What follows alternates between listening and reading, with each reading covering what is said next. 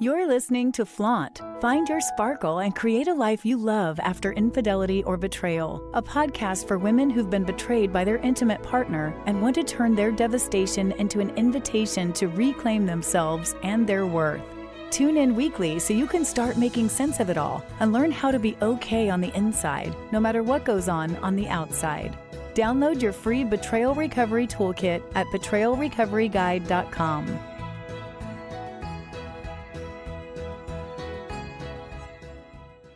This podcast is sponsored by BetterHelp. Have you been struggling lately? Relationship issues impact every area of your life. When I found out about my husband's infidelity, I was so devastated. I could barely function. Sleeping was impossible because I couldn't shut off my brain. Eating was a challenge because I felt nauseous all the time, and for the first month or so, everything felt pointless. Whether you're having trouble sleeping, feeling hopeless, or just can't focus, BetterHelp is here to help you. BetterHelp offers licensed therapists who are trained to listen and help. You can talk to your therapist in a private online environment at your convenience. There's a broad range of expertise in BetterHelp's 20,000 plus therapist network that gives you access to help that might not be available in your area. Just fill out a questionnaire to help assess your specific needs, and then you'll be matched with a therapist in under 24 hours. Then you can schedule secure video and phone sessions. Plus, you can exchange unlimited messages, and everything you share is completely confidential. I know that confidentiality was important for me, especially early on when I couldn't even get my own mind wrapped around what was happening. And it was so comforting to be able to speak with someone candidly about everything I was going through, to validate that what I was feeling and experiencing was completely normal. You can request a new therapist at no additional charge anytime. Join the 2 million plus people who have taken charge of their mental health with an experienced BetterHelp therapist. Special offer to Flaunt. Create a life you love after infidelity and betrayal listeners. You get 10% off your first month at betterhelp.com/flaunt. That's BetterHelp, HELP.com/flaunt, FLAUNT. Thanks again to BetterHelp for sponsoring this podcast.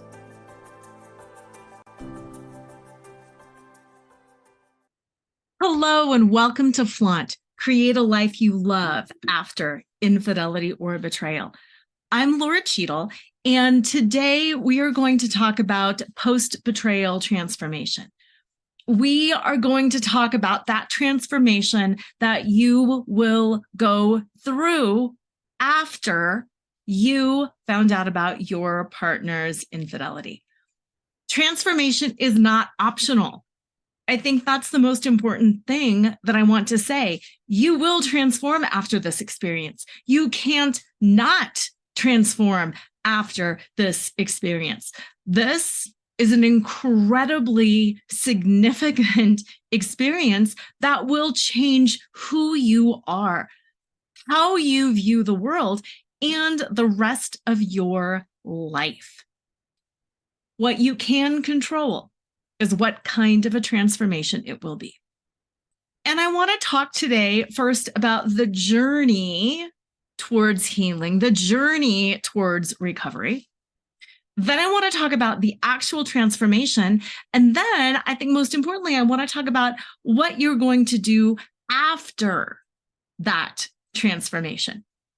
Because if you're anything like me, and I really think most people, we have this kind of glorified idea about transformation. Like, ooh, I'm undergoing this transformation.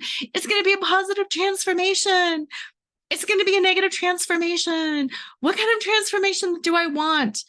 And there's like all this talk on who are you going to be? And that's important. But how often have you really dug into that? How often have you really thought about what that means? What does it mean to transform? Because when you transform, you have transformed into something fundamentally different. One of my favorite examples, as simple and as silly as it is when a caterpillar becomes a butterfly, the caterpillar dies. There is no caterpillar. It's not just that the caterpillar grows wings. It's different. It's a different animal. It doesn't live in the same place. It doesn't eat the same things. It doesn't relate to the same other bugs. Like, it's different. It is no longer a caterpillar. It is a butterfly. And that's painful in a lot of ways. Transformation is not for weenies. Transformation is not for the faint of heart. In order to transform into something, you have to let another part die. Like, literally, you have to let another part die in order to transform. And oh my gosh, we're self-preserving organisms. We don't let ourselves die. We don't let the ego die. We don't let anything die. Our minds will do what is necessary to preserve us. We all have an instinct for survival, and the instinct for survival keeps us the same. And you might be thinking, that makes no sense. What do you mean the instinct for survival keeps us the same? Here's why. Are you alive? Congratulations, you survived. So your mind knows whatever you have done up to this point in time is enough to keep you alive. So your mind says, keep doing that. Keep doing that. It's kept us alive. This is amazing. You have kept us alive. Good job. Keep doing what you're doing. The survival instinct is not the thriving instinct. The survival instinct isn't the live gloriously and be free and powerful and happy instinct. It is literally the survival instinct. So our minds will do whatever they need to do to keep us safe and alive. Good thing. But here's the thing. If you're a survivor of domestic abuse, physical domestic abuse, we're going to go for the physical for this example, and your partner keeps beating you, and you keep surviving. And you've learned this habit of placating and apologizing. And it keeps your abuser in check. And then they apologize. And you placate, placate, placate. Your mind says, good. You've learned how to manage this cycle. You know how to keep yourself alive. Yay, good job. Keep doing that. Your mind doesn't think outside the box that it's already in. It views the things that it doesn't know as unknowns, because they are unknowns, and unknowns are threats. What would it look like to get a safe place to leave, to save up some money, to get a job, to have a support system, and to leave your abuser? Your mind doesn't know. So your mind will categorize that as a threat, and your mind will say, don't do that. That might not keep us safe. And you know, there can be situations where leaving is dangerous. I get that. But there's also situations where leaving saves your life. And it's up to you and your brain, the conscious portion of your brain, not the survival, the reptilian portion of your brain. It's up to the conscious portion of the mind to make that decision. So that's what I mean by the brain keeps us safe. The brain tells us not to change anything. So when you think about transformation, you might have these thoughts about how amazing things could be and about what that could mean for you. But first off, your brain is going to say, nope, don't really do it. Don't really do that because it might not keep us safe. And the status quo is always safe. Stay with the status quo. Stay with the status quo. So with that in mind, what does that transformation look like for you? Who do you want to be on the other side of this infidelity journey? Because like it or not, you're on the journey. You're on the journey. So who do you want to be on the other side? We're going to really break this apart, but the first 3 months, at least the first month, but the first month to 3 months, when I work with my clients individually, that's what we really talk about. Who do you want to be on the other side?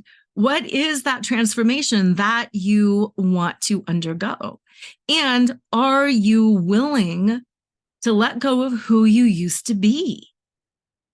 Because if you're not willing to let go of who you used to be, then you're not going to be motivated, able to do what you need to do to make that transition permanent. Because transition is the death of the old. I am recording this show near Easter. And I just wrote 2 different blogs using the Jesus story, the Easter story, as an analogy. And I want to keep that analogy throughout this podcast today. And here's why. If you look at the stations of the cross, the stations of the cross in the Catholic religion, they're like images of what Jesus went through on his way to the cross to be crucified. There's, I think, 15 different stations, and they're all about the people Jesus met along the way. Getting the crown of thorns, having his garments removed, somebody wipes his face, he sees his mother, like all of these things that happen along the way. And if you look at that list of things that happen along the way, there are some positive ones. He sees his mother, he gets his face wiped. And there's some negative things too. He has his clothing stripped away. This is not a great journey. But on the journey to the cross, things happen. Things happen that are both positive and negative. And I think that's really so powerful. The stations of the cross, as you go through them, as you are honoring Jesus in this Easter story, it's about his journey. Did you know the actual crucifixion is not even a station? It's everything that happened before the crucifixion. It is the journey to the crucifixion. Wouldn't you think the big monumental moment, the actual crucifixion, and then the transformation, the resurrection, wouldn't you think those would be the pinnacle? Wouldn't you think those 2 moments would be the moment that we celebrate, that we worship, that we as pilgrims go through? Oh, no. We don't really, it's not that we don't pay attention to the crucifixion and the resurrection, but that's not where the focus is. The focus is on the stations of the cross to get there. The focus is on the journey. Because life truly is a journey. It's not a destination. It's not that the destination totally doesn't matter, but the destination is just one little blip. The transformation is just one little blip. What matters is the journey to get there and what happens along the way. And the comfort that I take from looking at the stations of the cross, and actually, no, I'm not Catholic, but it's just something that I have liked. The concept of going on this journey is a concept that I like. And the comfort that I get from that is knowing that good things happen and bad things happen along the way. I'm not condemned and a bad person because bad things happen. I'm not blessed and chosen because good things happen. Good and bad things happen because they happen, because it's a journey, because journeys have hills and mountains and valleys and streams to forge. And like journeys are difficult. Sometimes they're rewarding. Yeah. Sometimes they're painful. Yeah. Sometimes you run out of gas. Sometimes the car breaks down.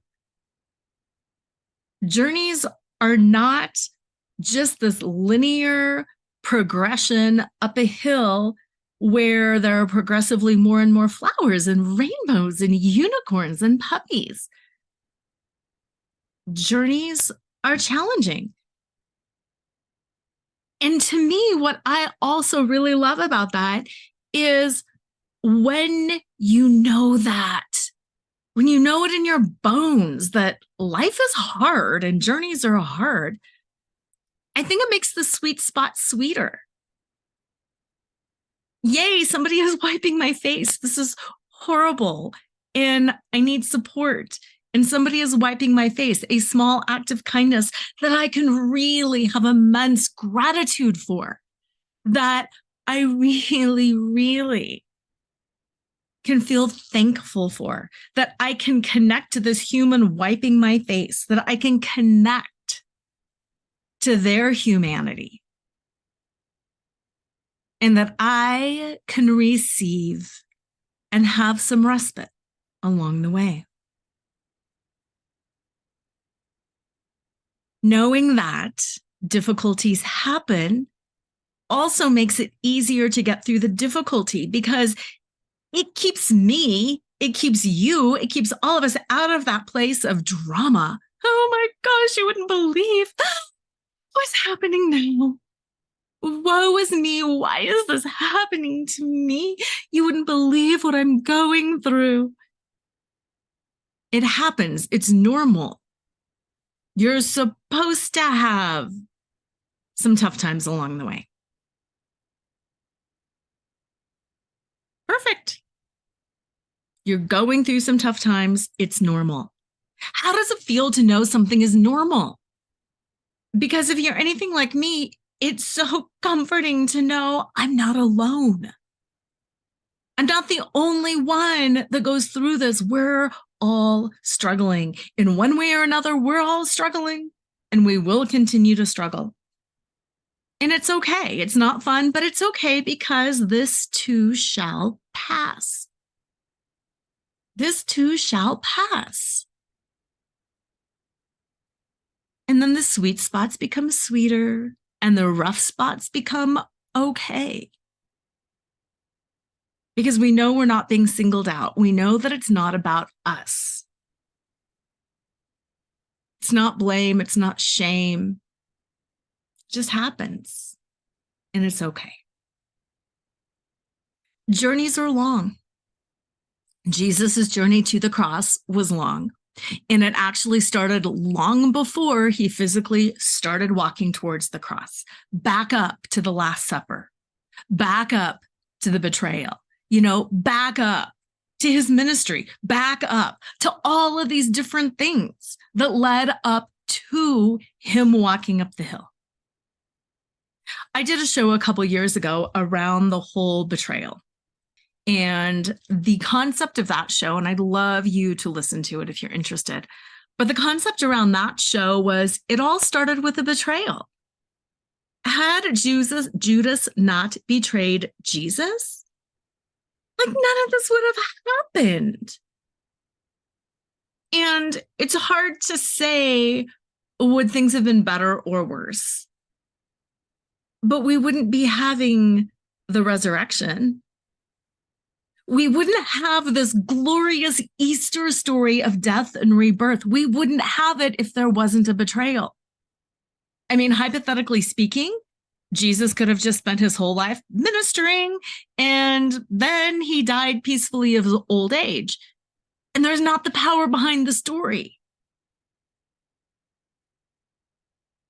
A betrayal started it all. What started this journey for you? I bet it started long before your partner actually cheated. What things are conspiring in your favor?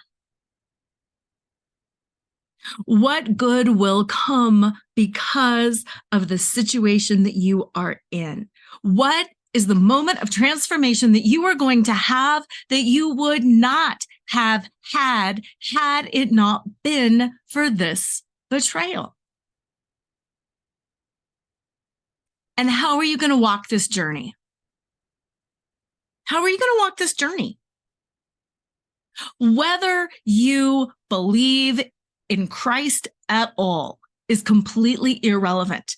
If you want to listen to this story as the literal truth or as a complete fable, it doesn't matter.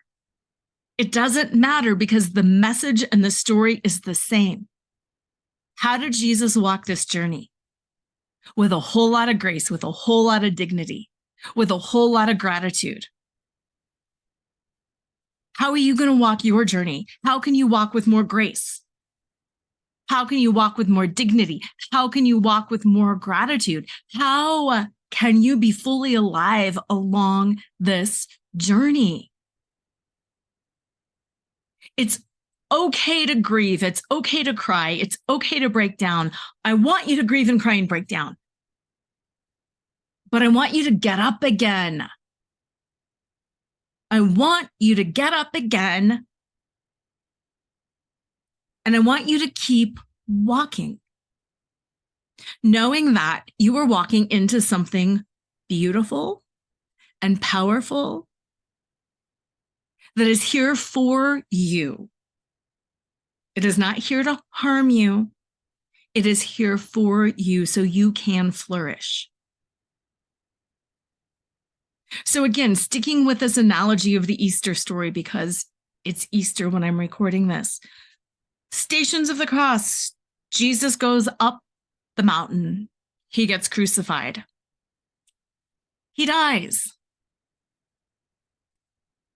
Pretty hard. Pretty rough time. His body gets prepared. It gets taken to the cave. They roll the stone in front of it. He is alone in the cave. The rest of the world goes on. His moment of transformation is small. It's quiet. It's in the cave. He's alone. Compare and contrast that to the vision that you might have for yourself around any transformation.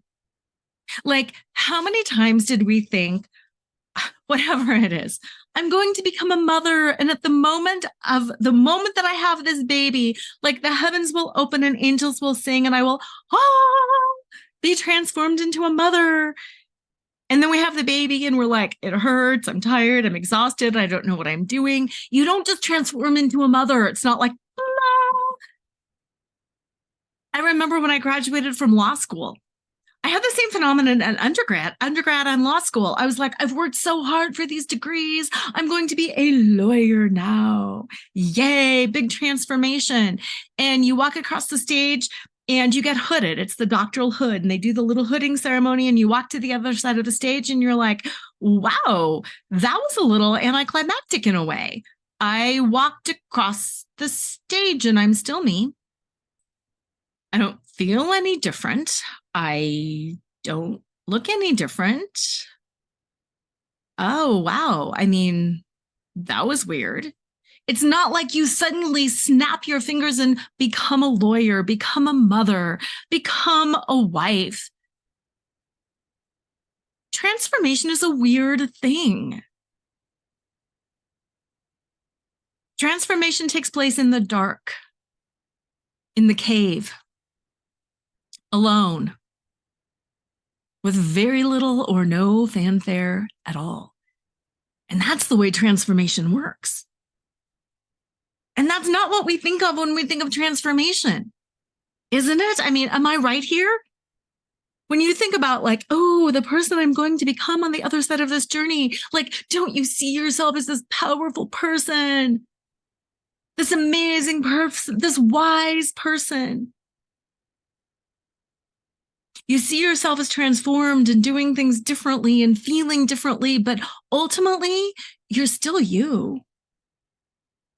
Ultimately, you still have so many of the same people around you, the same feelings, the same emotions.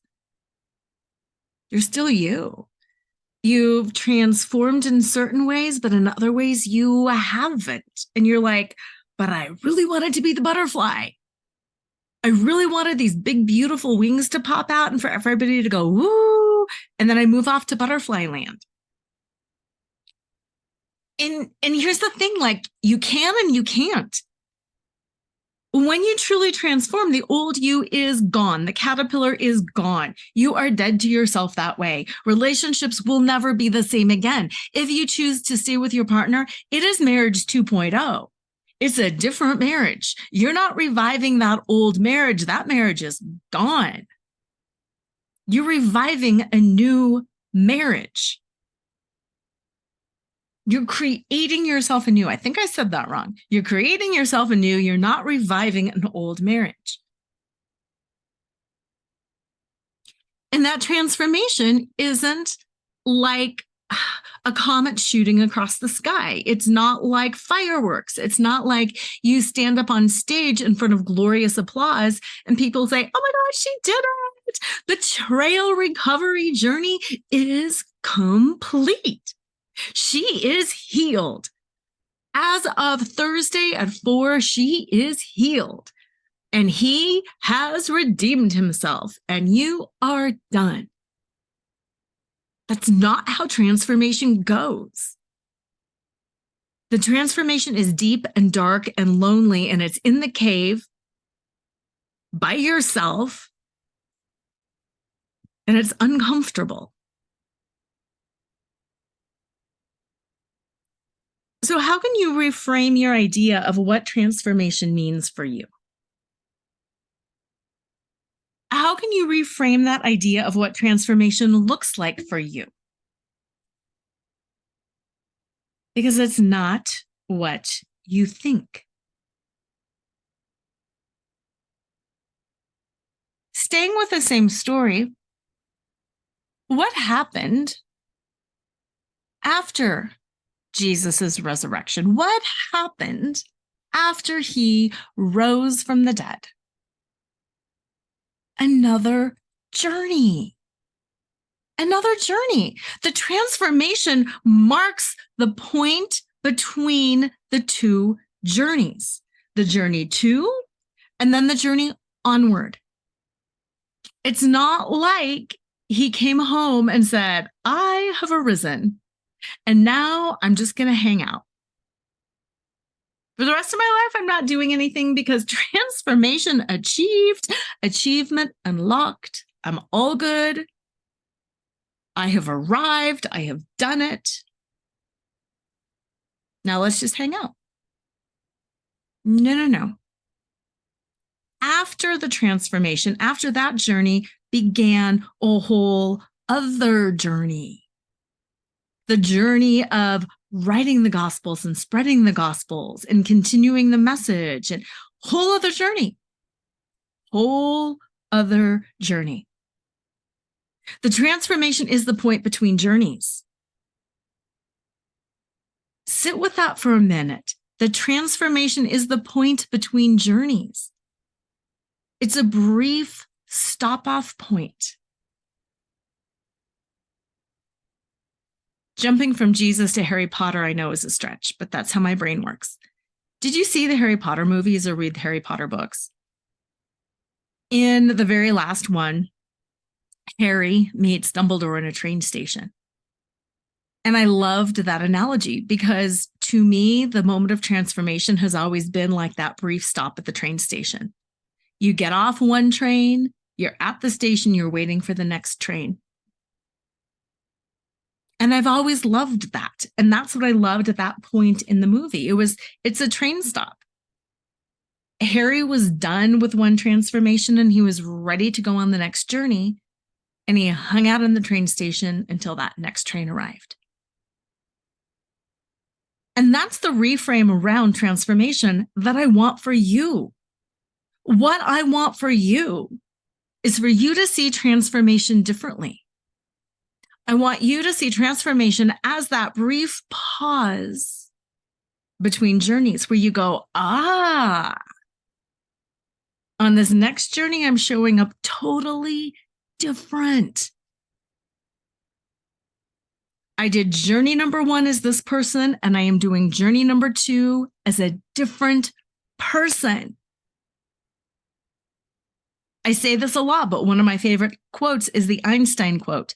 The definition of insanity is doing the same thing and expecting a different result. The point of post-betrayal transformation, the point of any transformation is to do things differently. You can't transform into a butterfly and then go back and try to fit into your old caterpillar skin.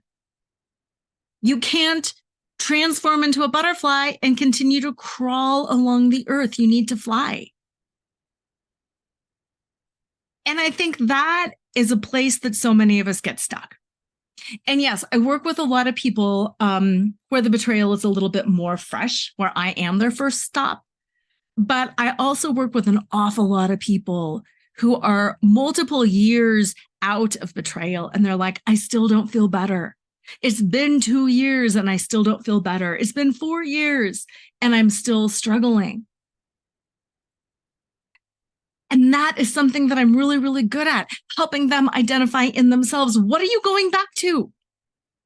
You are on a different journey now. How are you showing up different? And how are you defaulting into those same behaviors that you used to have before? In therapy, oftentimes they talk about coping strategies. All humans have coping strategies. We all have ways we do things. If you think about cooking, we all have strategies that we use cooking. If you think about cleaning, we all have strategies we use when we clean. Even checking email, we all have strategies that we use. Sometimes some people do it in date order. Some people sort by sender and bulk delete first. Some people clean the bathrooms before they do the dusting. Some people dust before vacuum. Some people start with vacuuming because they say it kicks up dust. We all have different strategies. And when you know better, you do better.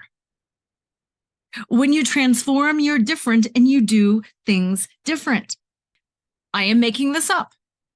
But if there was a study out there that definitively said you should dust first and vacuum second, and you go, oh my gosh, this definitive study came out, totally makes sense. But I have always vacuumed first and dusted second. If you know definitively that you need to change, that that's going to help your allergies, that that's the number one way to do it, and you keep doing it in the same way you've always done it, do you think your allergies are going to get better? No, you got to do it differently. If you are having major digestive issues, major joint pain, and you get tested for celiac, and you find out that, oh my gosh, you are celiac, you cannot eat gluten, and you keep eating gluten, and you keep thinking, why do I not feel better? Duh, you have to do things differently. Somehow your body has transformed, and it can't have gluten. When you know something different, show up differently. Do it differently. And it's the same way in this betrayal recovery journey, both as an individual and, if you're still in the marriage, as a partnership. You cannot do things the same as before, or nothing will change. Nothing will change. I think the number one fear, the number one concern after you've been betrayed is it going to happen again? Especially if you are considering staying. Is this going to happen again? Am I going to put my all into this? Am I going to put my heart and soul into this? Am I going to be compassionate and understanding and change and grow and learn myself and then get duped again? Because dang, I'm not willing to go there. Nobody is. Nobody is willing to go there. Let me be blunt. It's going to happen again unless both of you do things differently, radically differently. Not just like, oh, now we're going to have date night every Friday. That's a nice little change, but that's not showing up different. That's not transformation. Transformation is, again, alone, solitary, in the cave, powerful, unglamorous, scary. It can even be dark. Being alone in a cave for any period of time is going to be scary and dark and terrifying. And transformation is scary and dark and terrifying. And you're alone when you do it. So are you going to rebuild this marriage? You need to go into your cave and transform, and your partner needs to go in their cave and they need to transform. And then when you come out together, then and only then do you go into a cave together to transform. You don't do that part together. You each need to take care of yourselves first. You each need to take care of yourselves first. Then you can go into that cave together and transform as a couple. It's not up to you. It's not up to your partner. It's up to you each to do your own work for yourself. And then it's up to you each to do your own work for the marriage. And here's the thing. Once you've gone into the cave and transformed yourself, once your partner has gone into his cave and transformed himself, you're going to have a lot better idea of whether or not you want to stay in this relationship too. You don't have to make any decisions right away. It's not like you find out about cheating one day and within 24 hours, you have to have the next 3 years of your life planned out. Give yourself time. Take all the time you need. I mean, quite frankly, I'm 6 years out and I roll with it every day. Am I committed? Of course I'm committed. Do I want my marriage to work? Of course I want my marriage to work.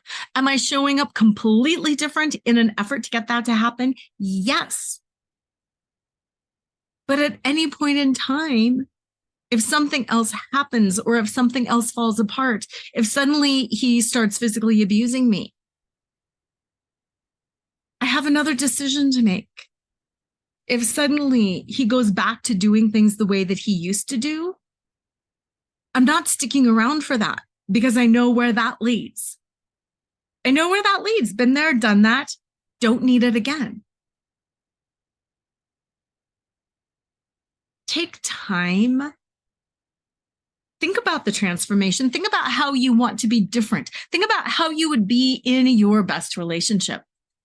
Yes, it can be celebrity crush visualization. I don't care.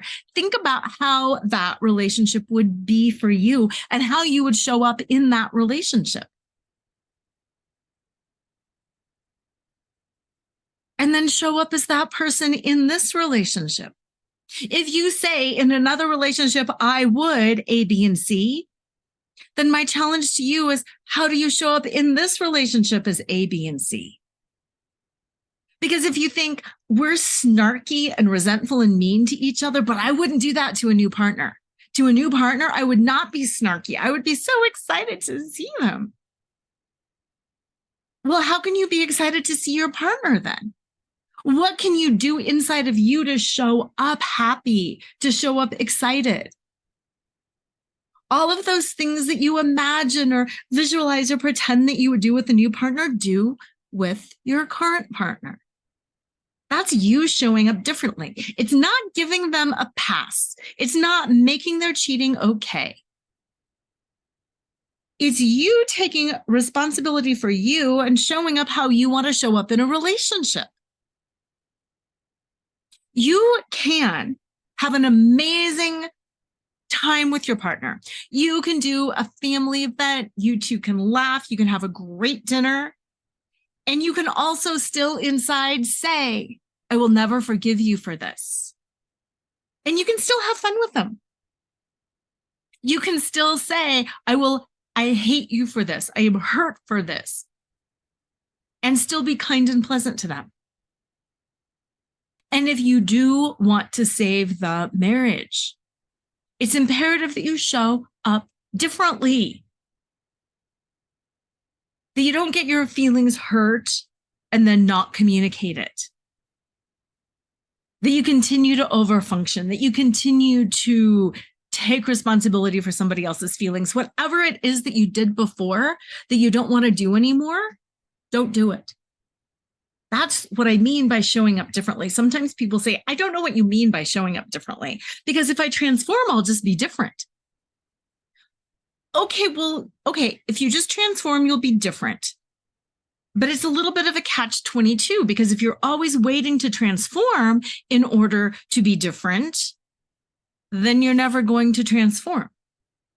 You have to start being different in order to transform.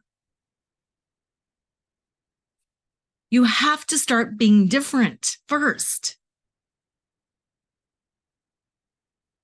This happens in the workplace too. People say, well, I'll be happy in a new job. And then they get a new job and they're happy for a little bit. And then they're like, I'm not so happy anymore.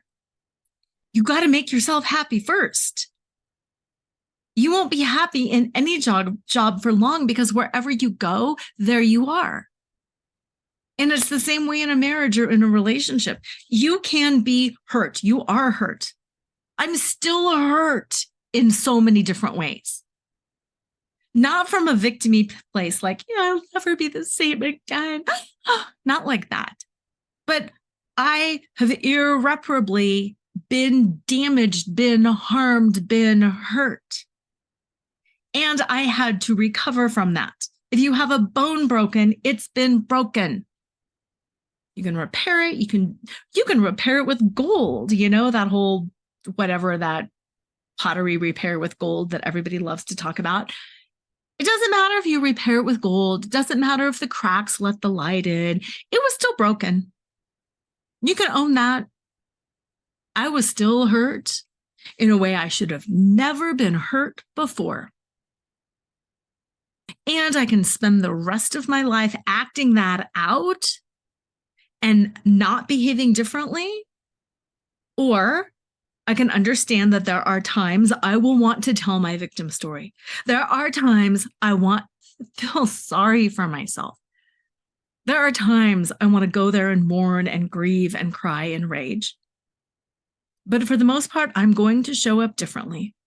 I'm going to choose to transform, and I'm going to transform by transforming, not by waiting for some external force to come transform me.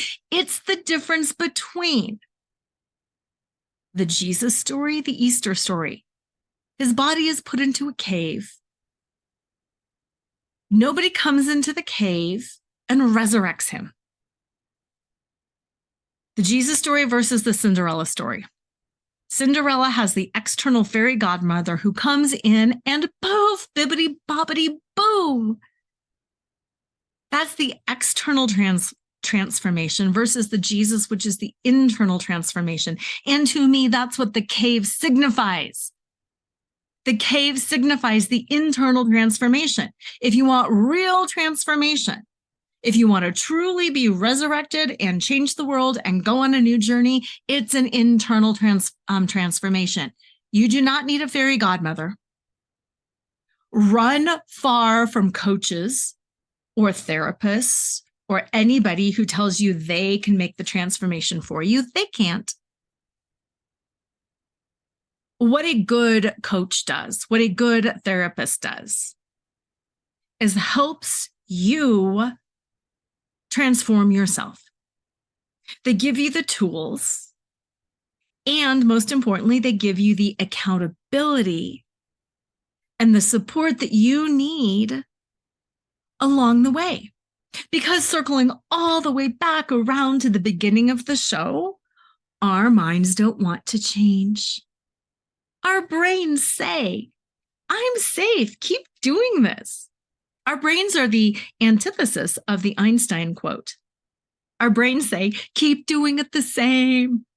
I don't care if the result is the same because the result kept us alive, so keep doing it. Keep doing it. Keep us alive. Thriving is not necessary and flourishing is not necessary. And truthfully, it's not. But that's what makes life worth living. So that's why you need a coach. That's why you need a therapist. That's why you need help sometimes. You need someone to come in and say, okay, I can't wave my magic wand and poof, transform you. But what I can do is I can say, here's the right tool. Let's practice that tool together. Let me give you feedback on using that tool. Let me keep calling you or voxing you or emailing you or checking in with you to help you do the hard thing. Let me help you lean into your brain and to show up differently. Let me be your guide. And wrapping this full circle, because I truly love the Easter story. Jesus goes into the cave and he transforms internally. The cave is internal. That is an internal transformation. And then he comes out into the world. And it just makes me cry to say this. Jesus is there to walk with you. That Footprints poem, that is Jesus walking with you. Why is Jesus walking with you? Not to do it for you, but to walk with you. Yes, he picks you up when you fall down. Yes, he will carry you short distances. But Jesus just doesn't say, poof, we're going to go to heaven now. It's all over. Life is the journey. The joy is in the journey. It's about the journey. You need help with the journey. You need support with the journey. What does the Bible give? What does the lessons, the parables? They're parables, they're tools. Here's a tool. Prayer is a tool. This is a tool. That's a tool. Ministering to people is a tool. All of these tools, they're lessons, they're stories. Here's how to do it, and I will walk by your side so you can do it for yourself. I mean, how brilliant is that? To say Jesus was the original teacher, actually, I think he's the original coach because he gives you the tools, he gives you the skills, he gives you the accountability, and the promise is that he will walk by your side. Not that he will transform you, poof, magic. I have accepted Jesus into my life. We're heading to heaven. See ya. Out of here. Do you see the difference? Cinderella, fairy godmother, poof, external transformation. Yay, I did it for you. You don't have to work. And because I did it for you and you don't have to work, you don't know how to maintain it going forward. When somebody comes in and cooks a meal and hands it to you and says, there you go, I did it. And you go, yeah, but I can't recreate this. I have no idea what you did. That's not helpful. Somebody comes in and does your books. Somebody comes in and does whatever, but if they don't teach you how, you can't recreate it, so you can't be different. So you're always going to show up the same, and then you're always going to need help. Versus transformation, which is you doing it. I've learned how to cook the meal. I've learned how to do the books. I've learned how to show up differently in a relationship. I've learned how to take care of myself. I need support along the way. I need guidance. I need church on Sunday. I need social support on Thursday. I need my counselor every 2 weeks. I need my coach's Monday morning emails. I need my coach's accountability. What are the things that you need for the support along the way? And let me just say, we all need support along the way. Yes, I coach you, but guess what? I get coached too. I see my therapist too. We all need it.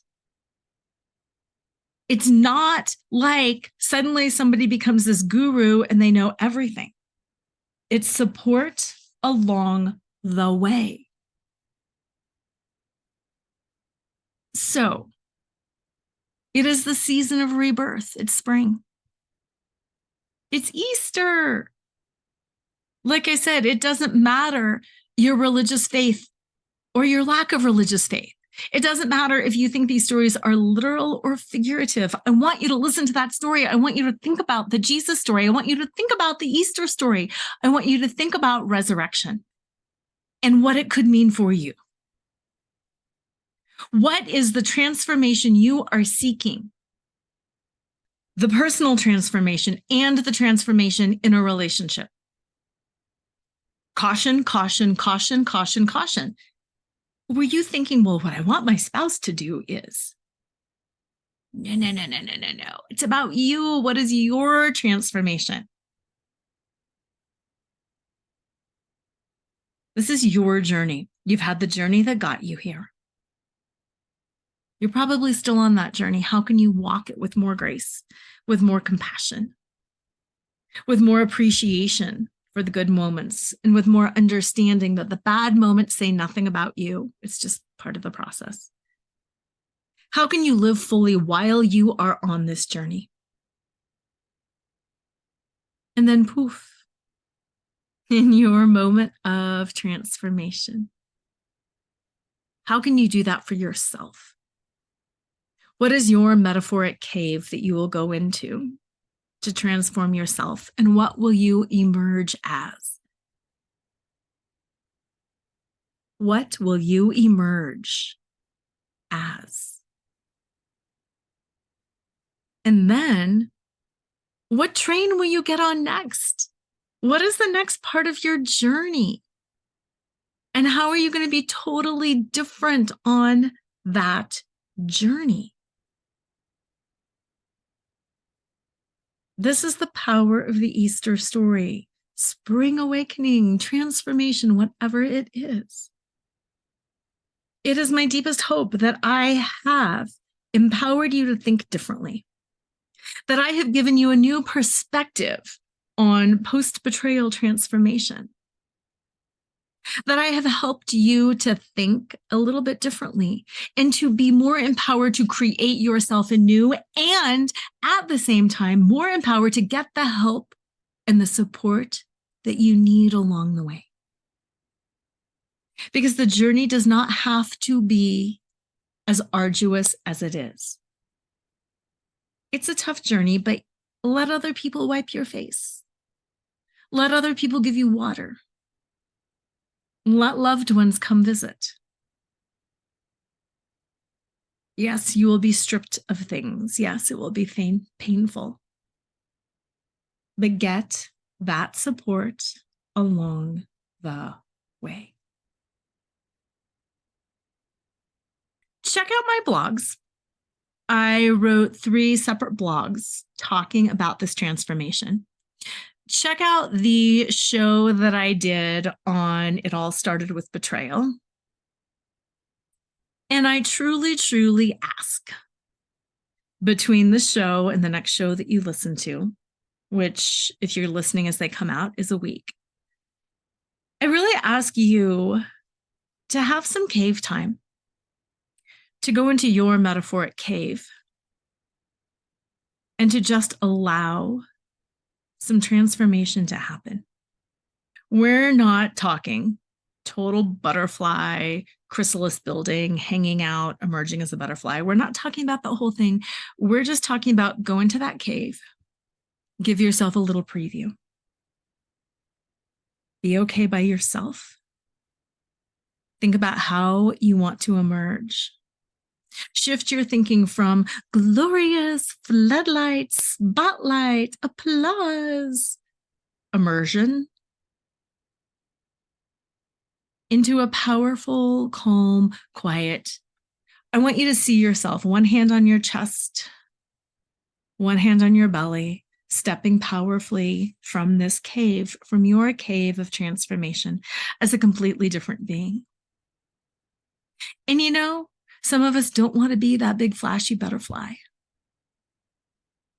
Some of us want to be something altogether different. And that's the beautiful part about it. The choice is yours. You don't have to be the big butterfly. You can be a moth. You can be something totally different. The choice is yours. The transformation is yours. And truly, the work is yours. Reach out if you need support, because you do need support. I'm here. I'm always here. And I actually just debuted some new transformation betrayal recovery programs.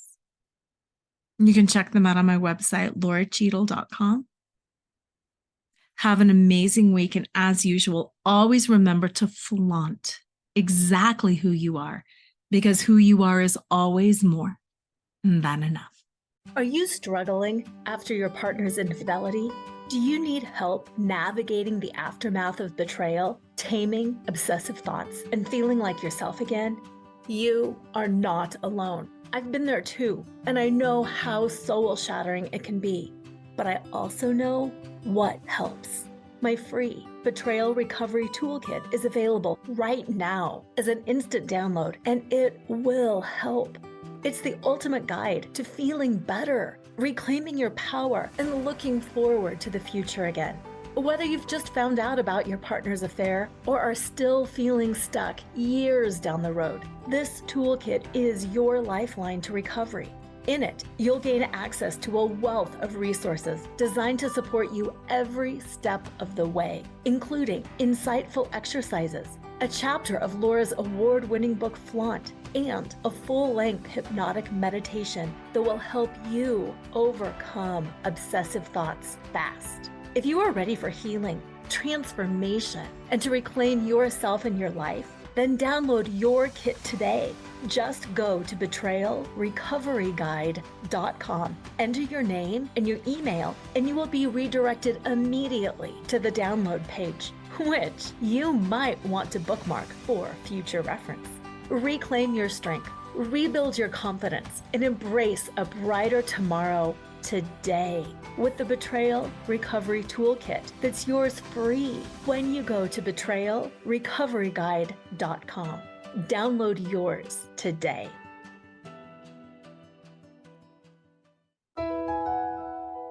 Tune in next time to Flaunt. Find your sparkle and create a life you love after infidelity or betrayal with Laura Cheadle every Wednesday at 7 a.m. and 7 p.m. Eastern Standard Time on syndicated Dream Vision 7 radio network. Uncover the truth of what's possible for you on the other side of betrayal and develop the skills and strategies necessary to embrace the future and flourish today. Download your free Betrayal Recovery Toolkit at betrayalrecoveryguide.com.